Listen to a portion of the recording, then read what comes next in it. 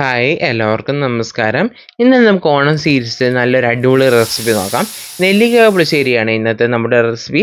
നല്ല ടേസ്റ്റി ആയിട്ടുള്ളൊരു നെല്ലിക്ക പുളിശ്ശേരിയുടെ റെസിപ്പിയാണ്. അതിനായിട്ട് നമുക്ക് റെസിപ്പിയിലേക്ക് പോകാം. അതിനായിട്ട് ഞാനിവിടെ നെല്ലിക്കയൊക്കെ എടുത്ത് വെച്ചിട്ടുണ്ട്. ഇത് ആദ്യം തന്നെ ഒന്ന് സ്റ്റീം ചെയ്തെടുക്കണം. ഒരു സ്റ്റീമറിലേക്ക് നമ്മൾ കഴുകി വൃത്തിയാക്കി വെച്ചിരിക്കുന്ന നെല്ലിക്കയുടെ കഷ്ണങ്ങൾ ഇട്ട് കൊടുക്കാം.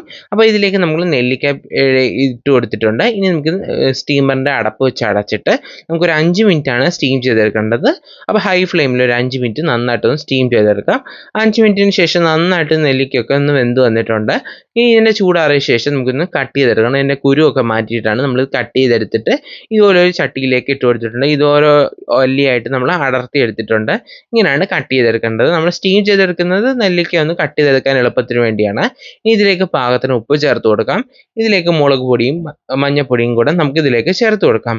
ഇനി എരിവിന് ആവശ്യത്തിന് കുറച്ച് പച്ചമുളകും കൂടെ ഇതുപോലെ നെടുകെ കീറി ഇട്ട് കൊടുത്തിട്ട് ഇതെല്ലാം കൂടെ നന്നായിട്ട് മിക്സ് ചെയ്തെടുത്ത ശേഷം നമുക്ക് അടച്ചു വെച്ച് നമുക്കൊന്ന് കുക്ക് ചെയ്തെടുക്കണം. കുറച്ച് ടൈം എടുക്കും. ഒരു 10-20 മിനിറ്റെങ്കിലും മീഡിയം ടു ലോ ഫ്ലെയിമിലിട്ട് നെല്ലിക്ക ഒന്ന് നന്നായിട്ട് കുക്ക് ചെയ്തെടുക്കണം.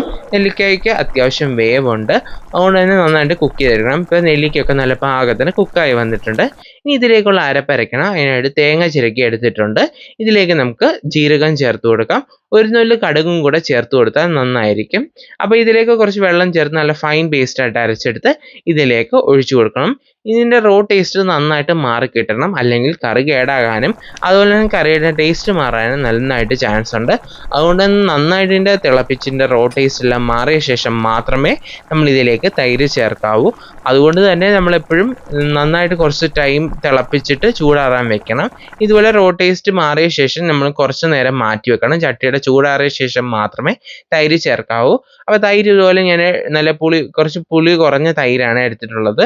കാരണം നെല്ലിക്കയ്ക്ക് പുളി ഉള്ളത് കൊണ്ട് തന്നെ ഒത്തിരി പുളിയുള്ള തൈര് എടുത്തു കഴിഞ്ഞാൽ എല്ലാം കൂടെ ഓവറായിട്ട് പുളിയായി പോകും. അപ്പോൾ ചട്ടിയുടെ ചൂടായ ശേഷം നമ്മൾ ബ്ലെൻഡ് ചെയ്ത് വെച്ചിരിക്കുന്ന തൈര് ഇതിലേക്ക് ചേർത്ത് കൊടുക്കാം. ശേഷം നമുക്ക് ഇതുപോലെ ഒന്ന് മിക്സ് ചെയ്ത് കൊടുക്കാം. ഇപ്പോൾ ഞാൻ ഫ്ലെയിം ഓഫ് ചെയ്ത് കൊടുക്കുന്നൊന്നുമില്ല. ചട്ടിക്ക് ചൂടുള്ളത് കൊണ്ട് തന്നെ ആ ചൂടിൽ തൈര് അങ്ങ് ചൂടായി കിട്ടിക്കോളും. ഇതിലേക്ക് താളിച്ചൊഴിക്കാം. വെളിച്ചെണ്ണയിലേക്ക് കടുക്, ഉലുവ, വറ്റൽമുളക്, കറിവേപ്പില, കുറച്ച് മുളക് പൊടിയും കൂടി ചേർത്ത് താളിച്ചെടുത്തിട്ട് ഒരു നുള്ളു നെയ്യും കൂടെ നമുക്ക് ഇതിലേക്ക് ചേർത്ത് കൊടുക്കാം. നല്ലൊരു ഫ്ലേവറാണ് ഈ ഒരു നെയ്യും കൂടെ ചേർത്ത് കൊടുക്കുന്ന സമയത്ത്. അതിനുശേഷം നമുക്ക് കുറച്ച് നേരം ഇത് അടച്ചു വെക്കണം. ആ ഫ്ലേവറൊക്കെ അതിലേക്ക് നന്നായിട്ട് ഇറങ്ങണം. അതിനായിട്ടാണ് കുറച്ച് നേരം അടച്ചു വെക്കുന്നത്. ഇപ്പോൾ ഒരു അരമണിക്കൂർ അടച്ചു വെച്ച ശേഷമാണ് ഞാനിവിടെ ഓപ്പൺ ചെയ്തെടുക്കുന്നത്. ഫ്ലേവറൊക്കെ നന്നായിട്ട് ആ താളിപ്പിൻ്റെ ഇതിലേക്ക് ഇറങ്ങിയിട്ടുണ്ട്. ഇനി നമുക്ക് നന്നായിട്ടൊന്ന് മിക്സ് ചെയ്ത് കൊടുക്കാം. നല്ല ടേസ്റ്റി ആയിട്ടൊരു പുളിശ്ശേരിയാണ്. അപ്പോൾ നിങ്ങൾ ഒരു തവണയെങ്കിലും ഈ ഒരു നെല്ലിക്ക പുളിശ്ശേരി ഒന്ന് ട്രൈ ചെയ്ത് നോക്കണേ.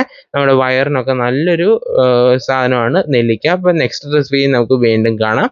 Thanks for watching.